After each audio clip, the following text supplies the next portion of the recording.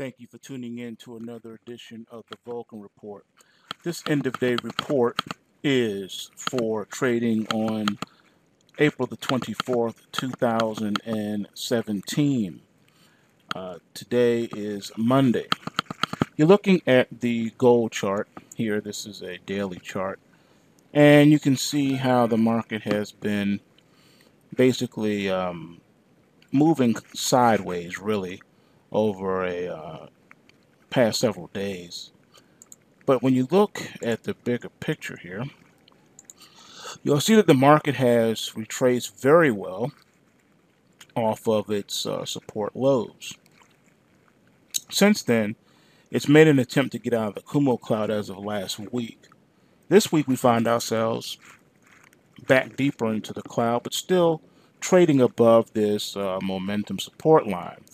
As long as the market can close above 1266.80 this week, then the market is still locked in on the bullish side of the equation.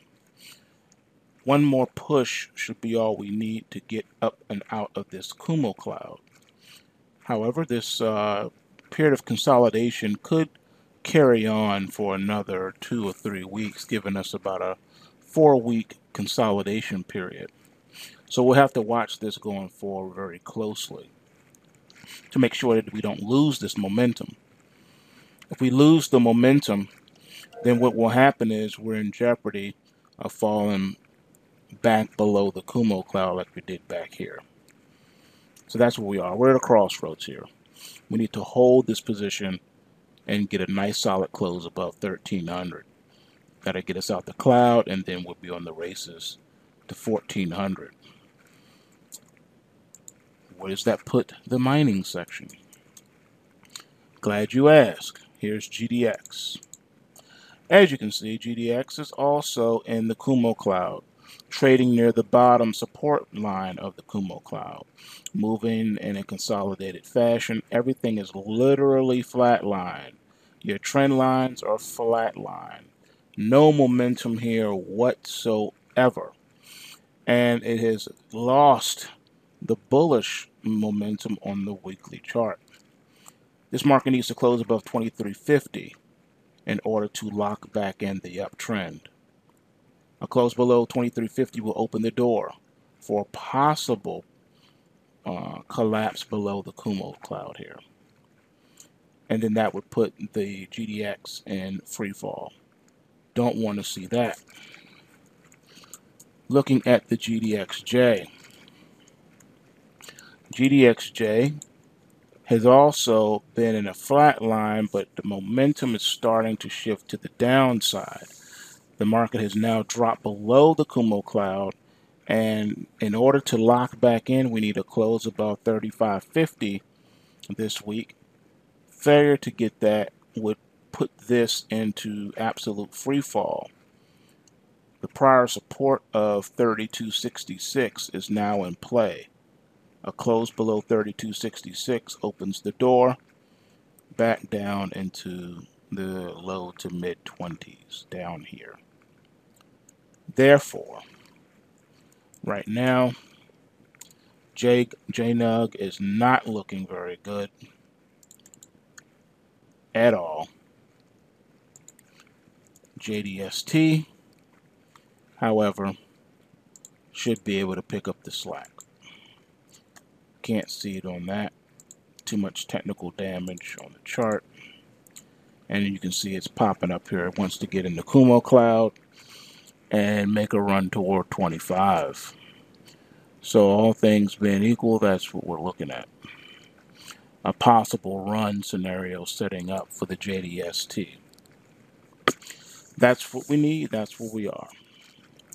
So what about crude oil? Well, crude oil has just been going nowhere fast.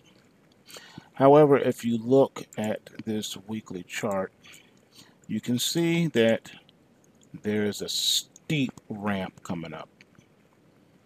Very steep. This could put crude oil possibly back into that 55 handle on the future side. maybe even higher than that, depending on what kind of lift we get here at the last lift. For OIH, we're looking at 36. That could translate into another $4 or $5 move in the futures to the top side. But as we stand, we've lost all momentum on this weekly chart. In order to lock back in the bullish argument, we need to close above 29.72 this week, and that will relock us back in.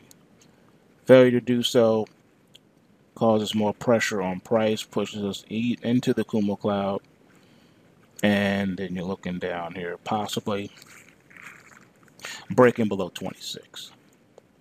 So that's what I see going on here as of now in these markets. Taking a look at your natural gas, ticker symbol UNG is below the Kumo cloud. It's really struggling here to lock back in on the momentum side. If you take a look at the futures counterpart, you can see it's really struggling to keep pace with its futures counterpart. Futures are above the Kumo cloud and doing well. UNG not so. Alright, so this is what we see here. Need to lock back in. Futures needs to get a close this week above 312.5. That'll lock it back in again as far as the bullish momentum. And then we can make a run back toward the 350. Failure to lock back in puts more pressure here. But the good news is we have this very steep ramp coming up, followed by another little ramp right here. But this steep one, this could catapult prices at least to $4. So the bullish argument is still on the table. All right, so with that being said, remember, bulls make money, bears make money, and pigs get slaughtered. So remember to take what you can and give nothing back. And do yourself a favor and come on over and learn how to trade and navigate these markets. Come to pulsewavetrading.com, where you can learn how to put and stack the odds in your favor and not in the favor of the central banks. Peace.